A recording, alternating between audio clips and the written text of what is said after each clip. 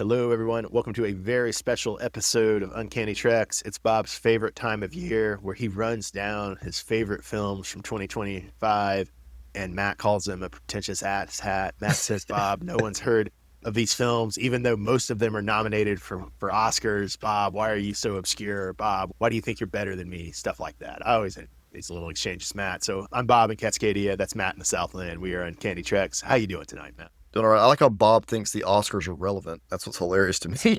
I don't think the Oscars. They're earning Oscars. Obviously, they're amazing movies. I am on record as thinking that the Oscars are crap and pandering, but I'm just saying that these do have wider recognition as evidenced by the fact of their Oscar nominations.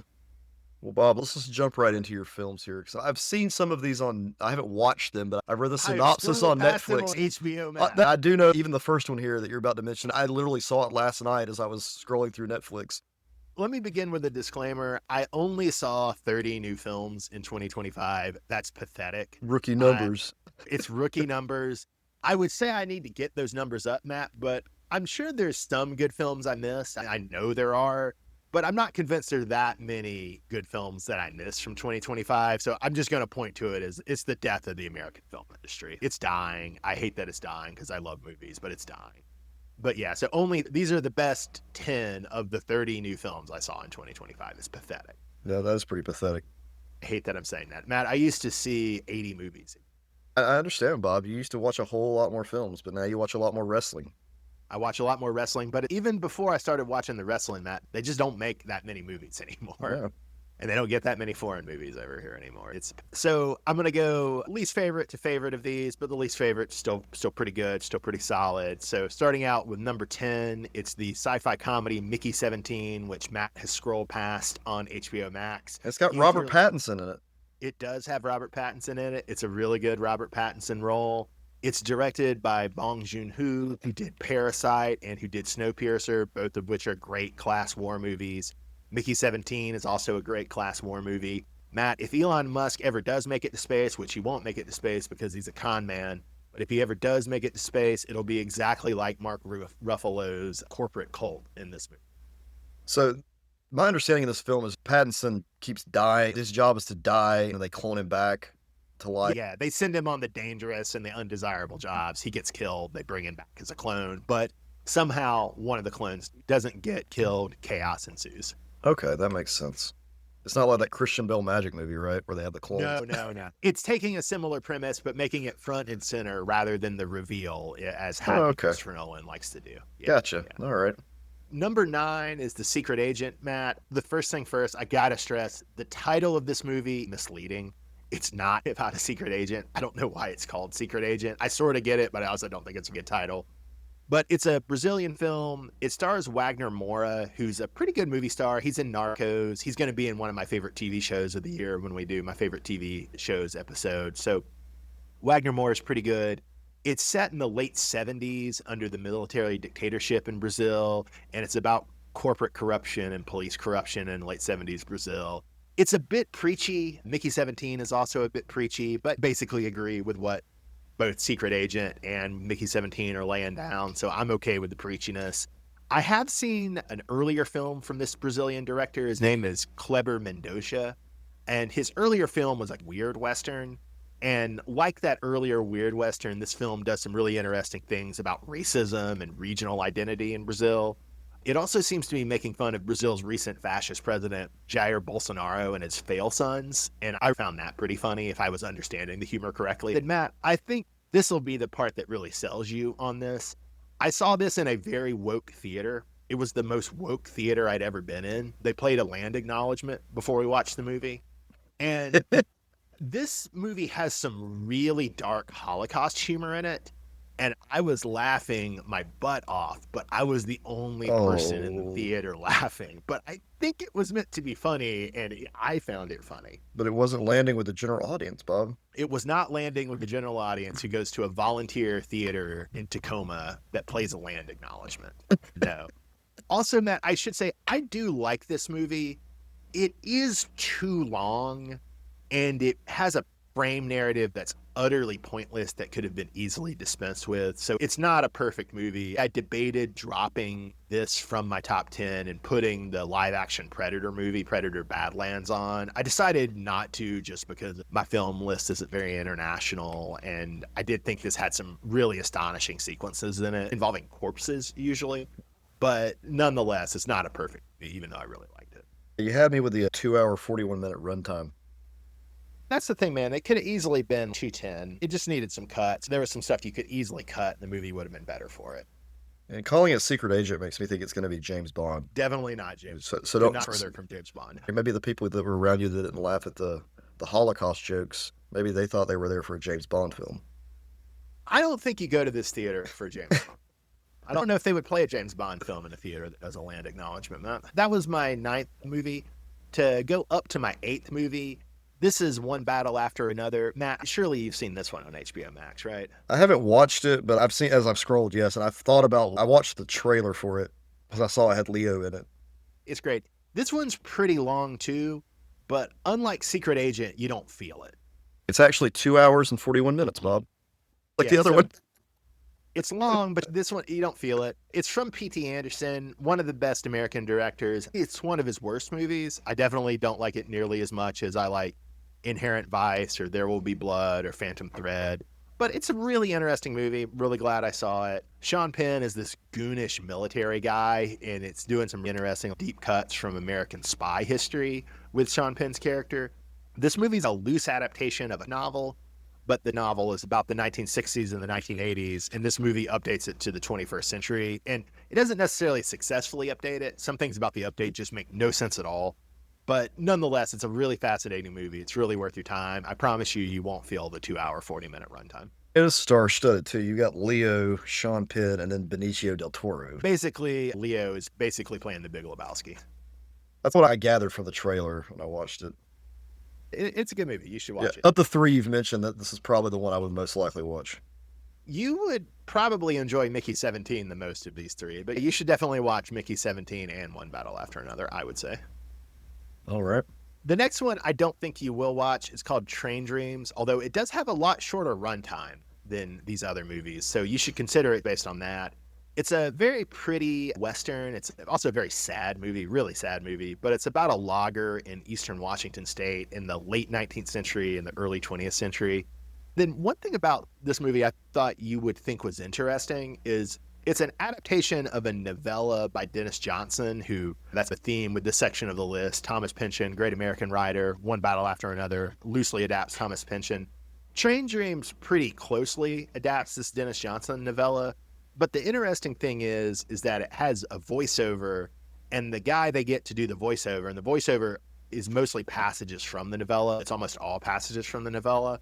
But the guy doing the voiceover is the great actor Will Patton, and he reads the audiobooks for Dennis Johnson's audiobooks. So it's interesting that when you watch this movie, it feels like you're listening to the Dennis Johnson audiobook again. It's multimedia. That's amazing. It's multimedia.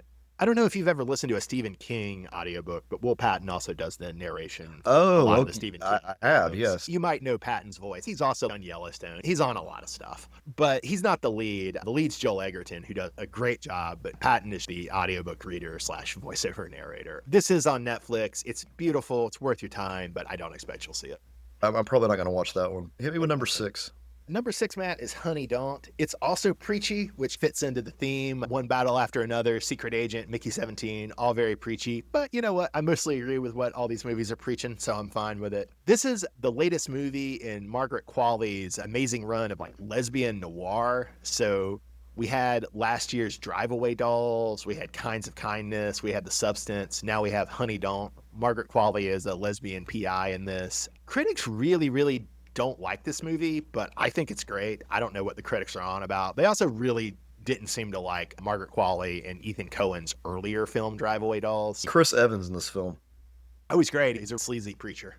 The ones you've shown me, this one has the lowest rating on Metascore of 46. People are stupid. This one also has the lowest runtime of any of the movies I'm recommending to you. It's only an hour and a half.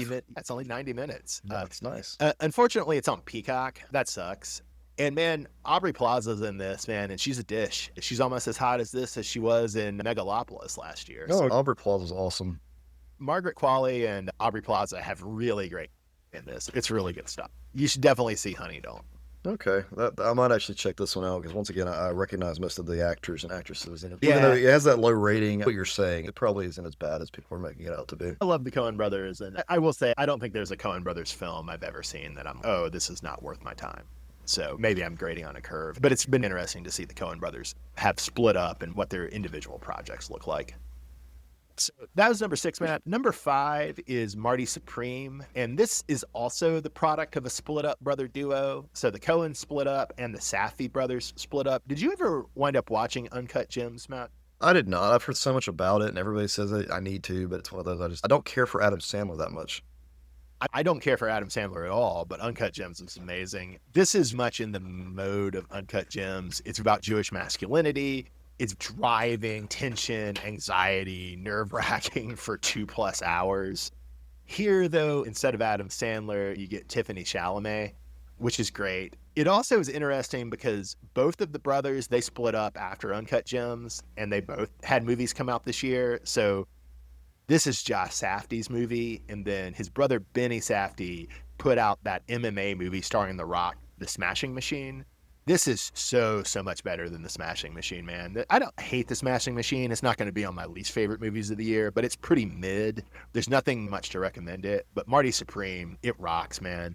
Has a great use of Gwyneth Paltrow. Oh, Gwyneth Paltrow. No, it's a good use of her, Oh. though. Also, this doesn't really factor into the movie that much, but Fran Drescher plays Timothy Chalamet's mother in this, which is funny. And it briefly made me think maybe I should get my mother to watch this. I'm definitely not going to because it's an awful experience in some ways to watch because it's so tense and stressful. This also had funny Holocaust humor in it, really dark but funny. So I was also the only person laughing about the Holocaust humor in this film. Man, Bob, in you're the going to get theater. kicked out of these theaters if you're not I am careful. theaters. So you got to go to Peacock or rent it Honey Don't on Amazon. But Marty Supreme, I assume, will eventually be on HBO Max. It's currently still in theaters, but I assume it'll be on HBO Max in a couple months. But it'll probably be a couple months because it's going to be in for the Oscar run. Okay. Well, what's your number 4, Bob? My number 4 is also on HBO Max, Matt. You really should watch this film. It's great. It's called On Becoming a Guinea Fowl. It starts off as a deeply funny and relatable film about a Zambian family funeral, but then it slowly reveals to have a horrible and really unspeakable backstory. It's really uncomfortable. You really should watch it, but you're not going to enjoy it. You'll hate me after you watch it. Watch that one. Good, man. It's so good. My friends and I liked it so much that we almost immediately watched the director's first film, I'm Not a Witch, which is even better than On Becoming a Guinea Fowl. But they're both great. These are the first 2 films I've ever seen set in Zambia, but they're intense. Okay. All right, Bob, Yeah. number 3, you've mentioned to me before. It's also on HBO Max, and you need to watch it. It's important that you watch it because, it's important to represent elementary school teachers in film. And this does it well, I think. It's Zach Krieger's second film. I don't think you saw Barbarian, but Weapons has a similar vibe, similar theme to Barbarian, but a different realization. Josh Brolin is in it. He's great. Julia Garner's the lead. You know her from The Americans and Ozark. She's really good. And the Silver Surfer. Oh, yeah. And she's the Silver Surfer. How could I forget she's the Silver Surfer? That. She also was almost Madonna in a Madonna biopic. Matt, I went to see Weapons with all my friends on my birthday. It was a great birthday. We were planning on watching, but it's on Max. It's on Max currently, I believe. Okay. And then you should watch Honey Don't, and you should watch Marty Supreme and One Battle After Another and Mickey 17, I would say. Pretty much all of which will be on Max. Gosh, All right. making me sneeze. Number 2 is Begonia.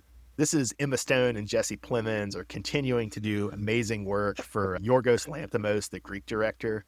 I don't really want to spoil where this goes. Like Weapons and On Becoming a Guinea Fowl, it's best to keep it vague. But I will say the screenwriter did The Regime, which was one of my favorite TV miniseries from last year. This is a great movie. You'd have a good time with it. It's a remake of a South Korean movie, interestingly. I need to see the South Korean movie. Matt, the way Emma Stone says yay late in this movie is just going to haunt me forever. It's a great line delivery. It's got Emma Stone in it. Wasn't she in Deadpool 2? I don't know. Why would I know who's in Deadpool 2? I don't watch it. Was she not Oh, the yeah. bad guy in that? I don't know. You didn't watch it, did you? No, but she Why would I looks like watch it. Deadpool? I'm looking at a bald Emma Stone in the trailer, and She is bald. she looks like the character. But I mean, maybe I'm just not typecasting. Maybe I just see a bald woman, and I'm like, oh, that looks like the other bald. This movie also stars one of my favorite podcasters in a very creepy role. Am I in it, Bob? Are you a fat Greek man? No, Bob, I'm not. This podcaster is a fat Greek Oh, okay. man. All right. Yeah, although he is balding like you, so you guys do have that in common. Well, that's awesome. Yeah, so you podcast and you bald. A lot of That's bald good. people in this film. But yeah, Matt, you should watch Begonia. It's a real mind trip. It's a dark sci-fi comedy like Mickey 17, but in a different way. I assume it'll be on HBO Max eventually. Begonia. All right, Matt, you ready for my favorite film of the year? What's your favorite film of the year, Bob? You're never going to watch this. It's called The Shrouds. It's a great David Cronenberg film. A lot of people hated this movie. I thought it was a really interesting summation of Cronenberg's career. It feels like it's going to be Cronenberg's last film. I hope it's not. I want to watch more Cronenberg. But it references a lot of different elements from Cronenberg's earlier film, especially Videodrome. I thought it worked. It has a death-obsessed protagonist who's Poe-esque, but also is clearly modeled on Cronenberg himself. He's grieving his wife, then he's responding to grieving his wife by designing a weird app that lets him watch his wife's decaying corpse in the grave. Oh, Vincent was playing the lead. Great. There's a lot of interesting stuff about our awful dystopian capitalist technological society. I really like The Shrouds. I think it's a Criterion channel. I'm probably never going to watch that one, but I'm glad it was your number one film for the year. Yeah, watch Begonia, watch Weapons, watch Marty Supreme, watch Honey Don't. Could really tell this year, Bob, that you had a limited choice with your 30 films. I resent that because I think all of these are great. They all have things in common. Looking back over the prior years, Matt, I think last year was a stronger year in movies, but this was a stronger year than 2022 and 2023. Okay. And in general, the American film industry has been dying for years, right? Which is why there's so few films to see, relatively speaking. Do you blame it on the pandemic? Are we still recovering from that, Bob? It takes time to do that because everything that was in production No, at the time. I think the number of films is really tapering off before the pandemic. Wow. It's enough time that if things were going to bounce back, they would have bounced back more than they already have. Do you feel like streaming is going to ultimately replace the movie-going experience? No, I don't think it's going to replace it. Ended. There's just going to be fewer and fewer new movies made, but it won't be anything nearly as diverse or as healthy as, existed at prior points in history. That's why I think it's like of existential importance that Netflix doesn't get HBO Max. The movies are done regardless, but Netflix getting HBO Max will only hasten that. Bob, let's see your least favorite films and see if I recognize any of them. Number 5 was the return of Daniel Day-Lewis to acting, Matt, and It was bad. It was in a movie directed by, written by, and starring his son, and it sucked. I usually resist the label of nepotism because I respect the concept of the family business, but Daniel Day-Lewis' son, it sucks. Anemone. Anemone is a terrible, terrible movie. It's directed by Ronan Day-Lewis. The son is also an actor in the film. But Sean Bean and Daniel Day-Lewis are both good actors who are in the film, but they can't salvage how terrible the film is and how terrible the writing is. Gotcha. So the script sucked. Terrible script.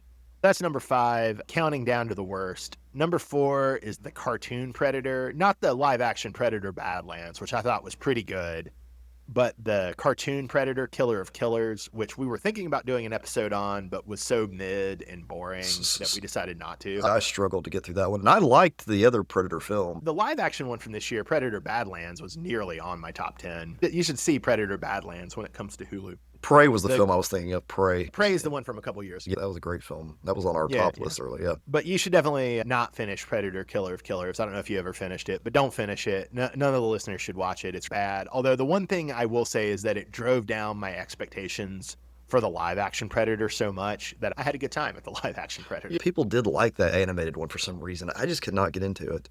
It's also weird because I assumed that it was basically going to be set up for the new movie, but there's no connection at all. Okay. Even though it's the same director. It's the same director who did the new live action and the new animated one, but no connection at all. Okay. So I don't know why. That makes me feel better about watching. I think that was one of the reasons I hadn't looked at it yet, because I had not finished Killers and I didn't want to approach it thinking that I'd missed something.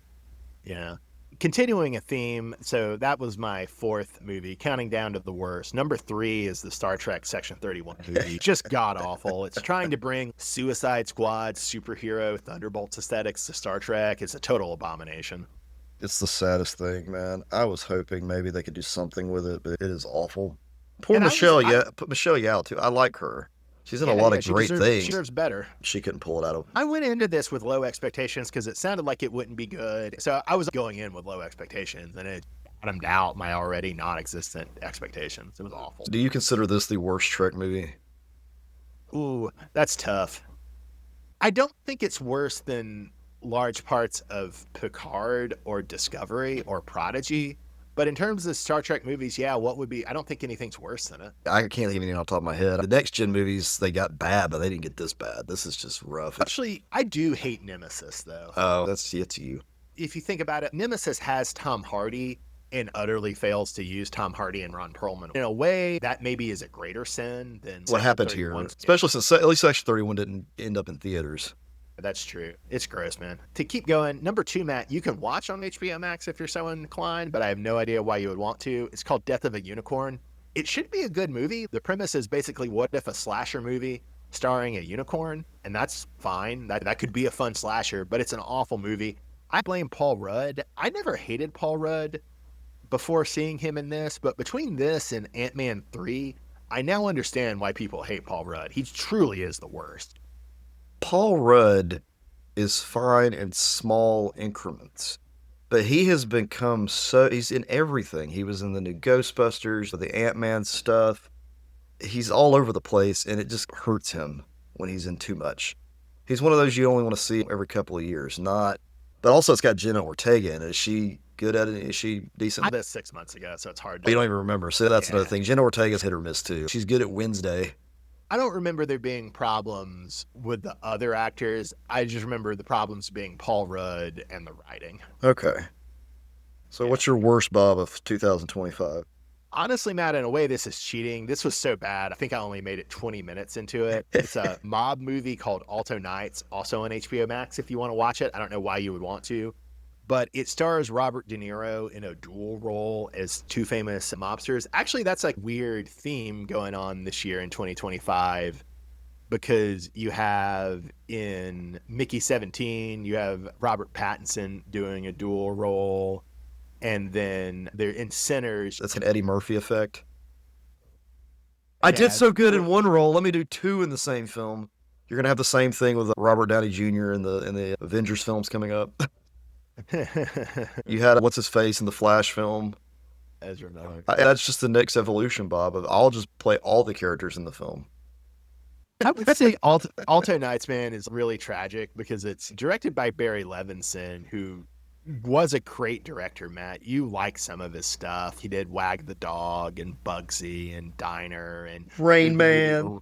Good Morning Vietnam. Robin Williams is president. You like some of his Yeah, stuff. He's a good things. director, but he's at the end of his rope, man. Alto Nights is awful. The Robert De Niro double performance, the less said about it, the better.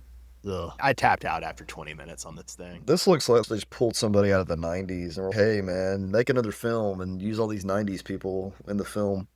Yeah. You can still use Robert De Niro in interesting ways at his age, like Martin Scorsese did in Killers of the Flower Moon, for example.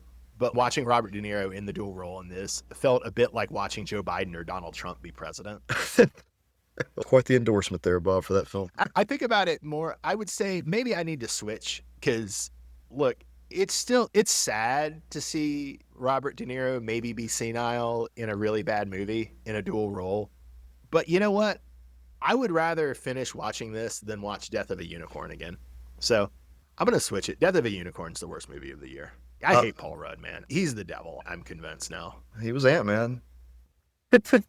He was in... Well, it's the strangest thing, man, because those first 2 Ant-Man movies I thought were fine. I didn't think they were amazing, but I thought they were fine. Ant-Man 3 was one of the worst things I've ever seen. That was another one that we thought about reviewing for the podcast, and then it was just too... Along with Black Panther.